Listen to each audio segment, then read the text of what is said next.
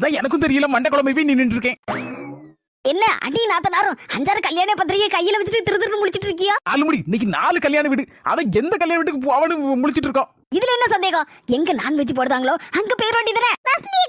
எந்த கல்யாண வீட்ல நான்வெஜ் போடுறாங்கன்னு எங்களுக்கு எப்படிக்கோ தெரியும்? இதெல்லாம் பெரிய கம்ப சூத்திரமா. சூப்பர் ஐடியா ஒன்னு வச்சிருக்கேன். சின்ன பொண்ணு போனை எடு. எதுக்கு நாலுமுடி? ஏன் அதுக்கு சரிப்பட்டு வர மாட்டா? ஒன் நாத்து தான் சரி. நாத்து போனை எடு. கல்யாண பத்திரிகையில போன் நம்பர் போட்டிருப்பாங்களா?